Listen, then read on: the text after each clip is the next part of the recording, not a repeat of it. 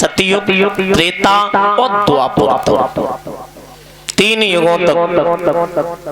वो कैसा नियम ऐसा था, अगर तुमने मन में सोच लिया सतयुग, त्रेता, द्वापर में तुमने सोच लिया इसका सत्यानाश हो जाए, तो उसका नहीं हुआ, पहले तेरा सत्यानाश हो गया 3 युगों में। ये बहुत अच्छाई था। और बाबू से अच्छाई जब कलयुग में आई गई। कलयुग में जब तक करोगे नहीं तब तक कोई दोष नहीं, समझ रहे हो?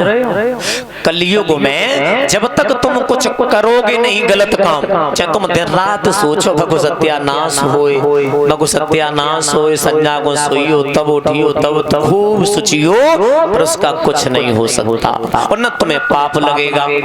जब तक उसका तुम बुरा नहीं करोगे तब तक तुम्हें कोई दोष नहीं लगेगा, पाप नहीं लगेगा। ये तो अच्छा ही है कलयुग में। राजा ने विचार किया लड़की बहुत सुंदर है, इसके साथ में हम शादी करना चाहते हैं। तन की तरफ देखा, तन में कोढ़ हो गया, और कोढ़ को जैसे ही देखा तो राजा अंदर से टूट गया। ये क्या हुआ? भाग करके रानी के पास में पहुंचा। रानी रानी रानी,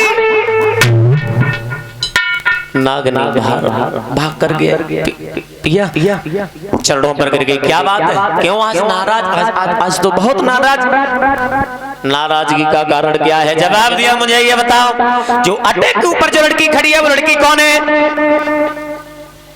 नागनी बात चलाने की कोशिश करने लगी। पिया, इस महल में तो हम और बांदी और आप और तो कोई रहता नहीं है।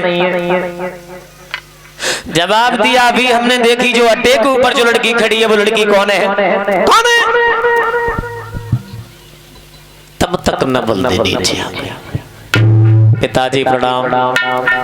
जो प्रणाम किया, ये कौन है? ये पिता कह रही है, कौन है? अच्छा, इनकी तुम बात कर रहे? हाँ, ये कौन है लड़की जो हमसे पिता कह रही है? तब नागिनी ने कहा, पिया, अपनी ही धी है, अपनी ही बेटी है। जैसे ही कानों में आवाज पड़ी कि अपनी है, गरम गरम लोग बोलने लगा, रानी तुमने क्रोध आ गया, रानी से बोले हैं, अरे तुम्हें लीनी आती है छुपाई,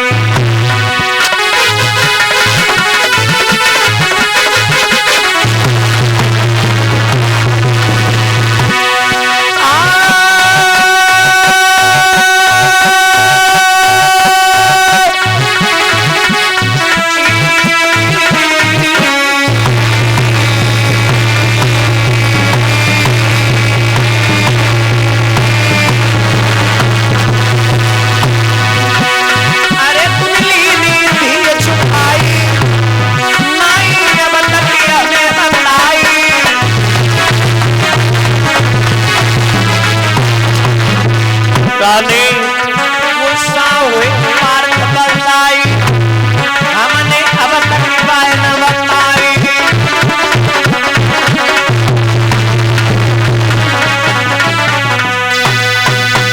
जवाब दिया है, रानी तुमने हमसे भेद छुपाया, पर तुम्हें एक बात नहीं मालूम, हमने आज तक अर्जुन को कोई बात नहीं बताई। अब अर्जुन को जब बात मालूम पड़ेगी, हमने कसम खाई थी, गंगा मैया साक्षी है, अबे हमारी कसम का क्या होगा? जवाब दिया, ये हो गया तो हो गया, पर बात जो है पीछे की छोड़ो, अबे की देखो, ये कोड़ हो गया, कोड़ कैसे दूर होगा? नवल ने कहा, पिताजी हमने सुना है हस्तिनापुर में एक ऐसा कुंड है जल का, जिस जल से आप स्नान कर लोगे तो कोढ़ ठीक हो जाएगा। जवाब दिया, ये मुझे भी पता है, पर इसमें कारण है नवल दे, कारण है। जिस कुंड की पहरेदार करते थे, अब ऐसा नहीं है। अब स्वयं अर्जुन का नाती परीक्षित वहां पहरेदारी पर खड़ा हुआ है। जवाब दे, तुम चिंता मत करो, मैं जाऊंगी और जल लेकर के तत्काल लौट के आऊंगी। बासुक ने जवाब दिया, बेटी तुम जा नहीं सकती, और जा भी गई, पहुंच भी गई, फिर वहां से आ नहीं सकती। क्यों? कि वो गुरु धन्वंतर का शिष्य है परीक्षित, वो आने नहीं देगा तुम्हें। जवाब दिया, गुरु धन्वंतर का शिष्य है, विद्या में आगे है, कोई बात नहीं। हमों ने महल में रोटी नाए तोड़ी, हमों ने विद्या ग्रहण की है, अर्जित की है। अच्छा, नवलदेव को समझाने लगे हैं। राजा बासुक बोले हैं, बेटी कि सुता मेरी प्राणन से प्यारी, लली मेरी प्राणन से प्यारी,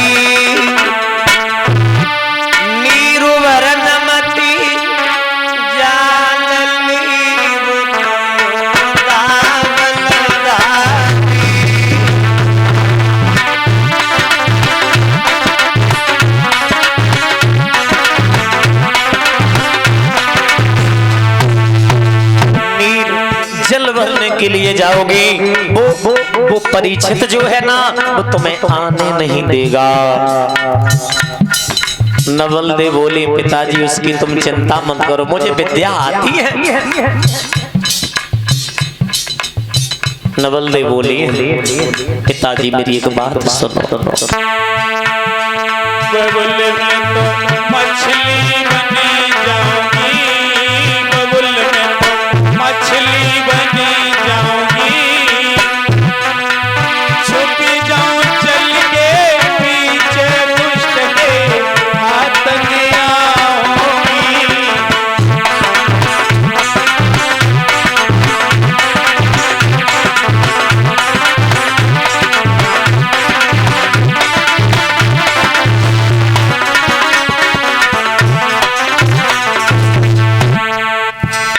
मछली, हाँ मछली बन जाए, जल में छुप जाए, फिर देख नहीं पाएगा। निकल आए, विद्या बहुत आती है। बाजी वाह। उधर पता है गुरु धन्वंतर का शिष्य है परीक्षित। अच्छा, बेटी सुनो। अरे लली वो तो बबुला बन जाए, लली वो बबुला बन जाए, चोंच दबाए लली तेरी खुहारी करी जाए।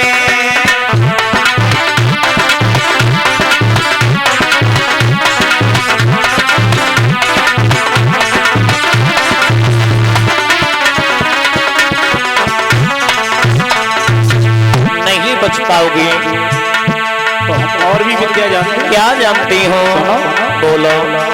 बबुल में तो नागिनी बनी जाऊंगी, बबुल में तो नागिनी बनी जाऊंगी, छुपी जाऊं बिल के पीछे दुष्ट के हाथ में आऊंगी।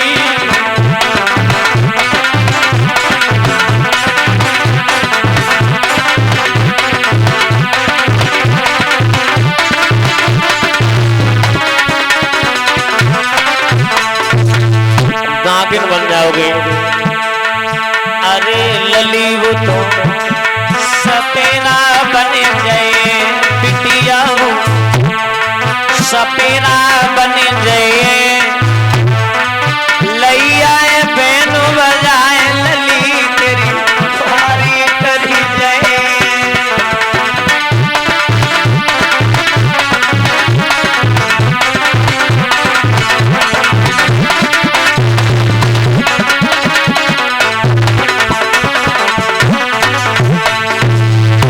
नहीं सकती हो सपेरा बन बिल्कुल। तो हम और विद्या जानते। क्या जानती हो?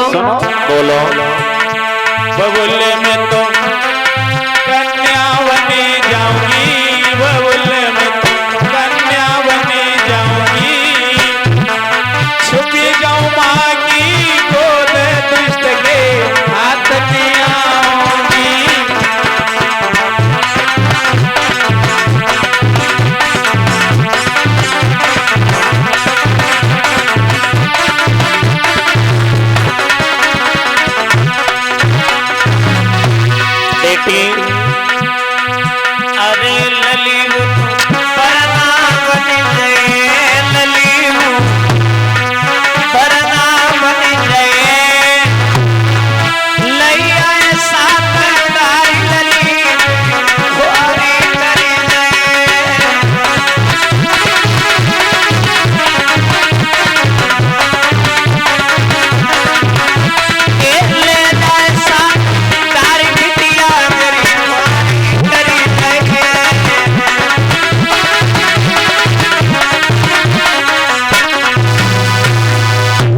तुम्हारा जादू हर जगह चल सकता है, हर जगह चल सकता, पर लेकिन वहां नहीं चल सकता।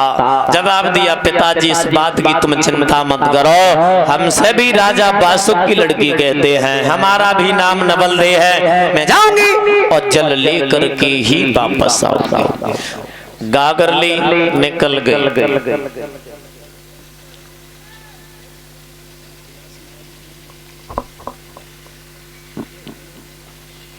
बोलिए गोविंद भगवान की। गागर लेने के बाद में जैसे ही नवल दे निकली हैं, जल भरा, हस्तिनापुर में पहुंची। जल भरने के बाद में जैसे ही चली हैं, परीक्षित आ गया। लड़की कौन है? तुझे इतना भी बोध होना चाहिए, यहाँ कोई रहता भी है? तुम आई और जल भरा, जल भरने के बाद में तुम निकल दी, क्या मतलब है? जो पीछे मुड़ के झांक करके देखा, जो पिता ने कहा था वो ही दृश्य दिखाई दिया। तत्काल ही मछली बन गई, बाई कुंड में जाके बैठ गई।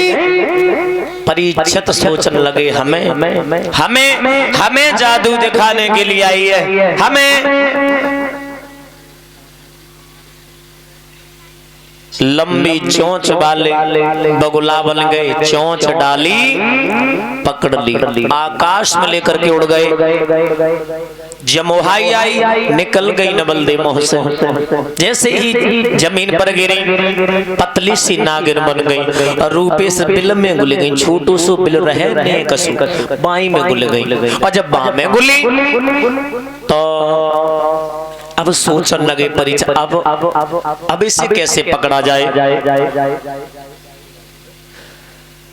याद आ गई, कोई बात नहीं, सपेरा का रूप लिया और बैन बजाया, पकड़ लिया, नहीं निकलने दिया। और जब कोई पेश नहीं गई तो दो हाथ जोड़े, लड़की बन गई। पिया क्या बात है, परीक्षित शंका में पड़ गए। पिया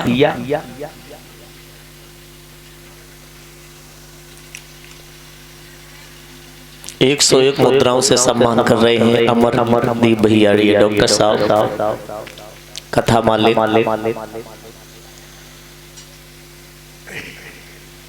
जिनके यहाँ ससुराल में यो कथा का प्रसाद जो बट रहा है। बड़ी सौभाग्य की बात होती है जो भगवान की कथा करवाने का अवसर मिलता है।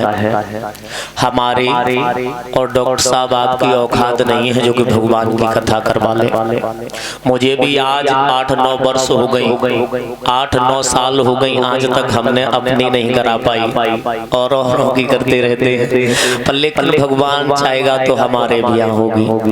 बड़ी सौभाग्य की बात होती है जब भगवान की कृपा होती है, तभी अनुष्ठान करवाने एवं सुनने का अवसर मिलता है, हर किसी को नहीं।